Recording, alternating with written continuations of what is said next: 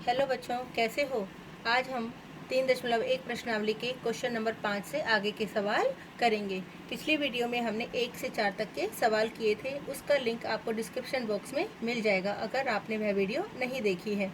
Question number 5 में पूछा गया है कि समबाहुभुज क्या है। सम का मतलब होता है बराबर और भुज का मतलब होता है भुजाएं, यानी वह बहुभुज जिसकी सभी भुजाएं बराबर हों तथा अंतः कोण बराबर हो। यदि भुजाएं बराबर हैं तो उनके कोण भी क्या होंगे, बराबर होंगे। तो ऐसे बहुभुज को हम समबाहुभुज कहते हैं। पहले भाग में पूछा गया है यदि 3 भुजाएं हों तो ऐसे समबाहुभुज को क्या कहते हैं। जिसकी 3 भुजाएं हों और तीनों भुजाएं बराबर हों, ऐसी त्रिभुज हमारी समबाहु त्रिभुज कहलाती है। समबाहु त्रिभुज क्या होती है? सम का मतलब बराबर, बाहु का मतलब भुजाएं। जिसकी तीनों भुजाएं यानी जिस त्रिभुज की तीनों भुजाएं बराबर हो उसे समबाहु त्रिभुज कहते हैं। और समबाहु त्रिभुज का प्रत्येक कोण 60 डिग्री का होता है, क्योंकि त्रिभुज के तीनों कोणों का योग कितना होता है, 180, और तीनों कोण बराबर होंगे तो 180 के 3 बराबर हिस्से किए कितने कितने के हुए, वो 60-60 डिग्री के।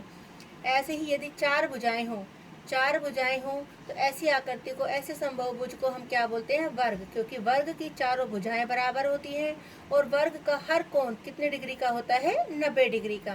क्योंकि वर्ग एक चतुर्भुज है, क्योंकि 4 भुजाएं हैं और चतुर्भुज के चारों कोणों का जोड़ कितना होता है, 360। अब 360 के 4 बराबर बराबर हिस्से करने तो एक हिस्सा कितने का हुआ, एक कोण कितने डिग्री का हुआ हमारा, 90 डिग्री का।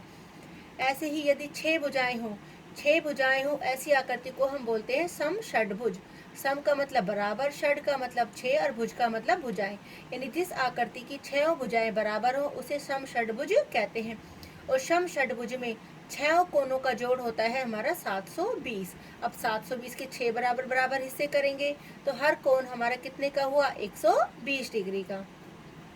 क्वेश्चन नंबर 6 के ए भाग में हमें ये आकृति दी हुई है और इस आकृति में हमसे पूछा गया है कि x का मान निकालो। ये हमें क्या दिखाई दे रहा है, एक चतुर्भुज है और चतुर्भुज के चारों कोणों का जोड़ कितना होता है, 360 डिग्री। हम इन चारों कोणों को जोड़ेंगे तो इन चारों कोणों की वैल्यू हमारी किसके बराबर होनी चाहिए, 360 के, यानी 130 plus 120 plus x plus 50 degree, हमारा 360 हो गया। 130, 120 और 50 तीनों को जोड़ा हमने, कितना हो गया, 300 प्लस x और बराबर में कितना है हमारा, 360।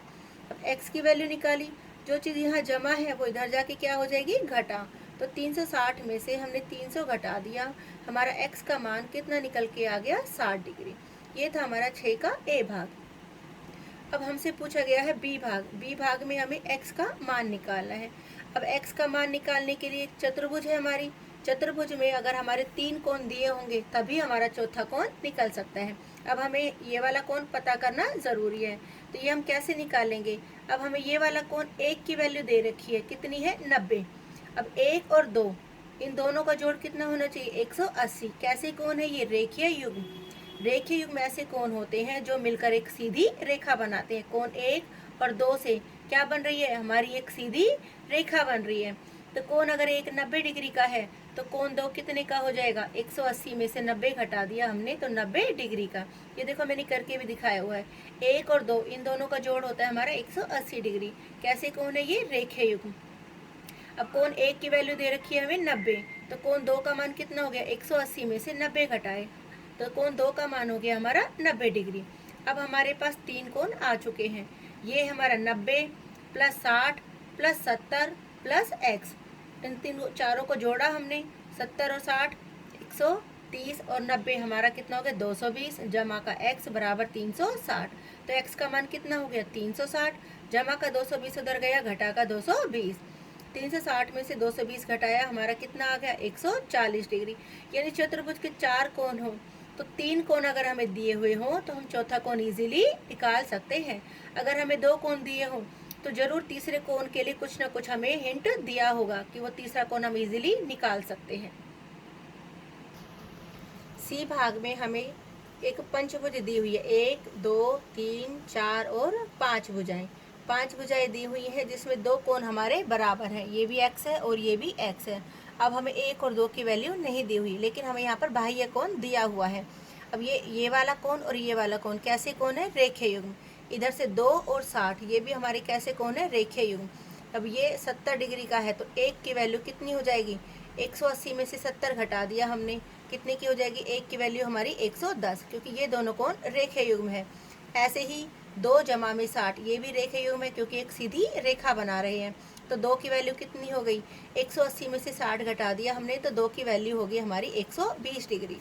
अब हमारे पास पंचभुज के 5 कोणों की वैल्यू आ चुकी है। एक की वैल्यू पता चल गई हमें 110 डिग्री, 2 की वैल्यू पता चल गई हमें 120 डिग्री, ये हमें दिया हुआ है 30 डिग्री, और ये दोनों हमारे कितने कितने के हैं, एक्स एक्स के।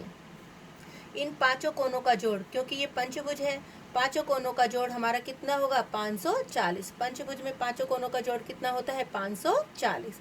अब एक की वैल्यू रखी है हमने 110, 2 की वैल्यू कितनी थी हमारी 120, एक्स और एक्स कितने हो गए हमारे 2x, और एक कोण हमारा दिया हुआ है 30 डिग्री। 120, 110 और 30, हमने इन तीनों कोणों को जोड़ा तो मेरा कितना आया 260, जमा का 2x, और इक्वल में हमारा कितना दिया हुआ है 540। 2x यहाँ पे रखा, 540, 260 यहाँ जमा के थे, इधर गए घटा के 260। 2x 540 में से 260 घटाए तो हमारा कितना आ गया 280 डिग्री। x का मान निकाला 280, ये 2 गुना में है, इधर आके किस चीज़ में हो गया, भाग में। 280 की 2 से भाग की तो हमारा कितना निकल के आ गया 140 डिग्री। यानी ये कोण भी 140 का है और ये कोण भी हमारा 140 का है।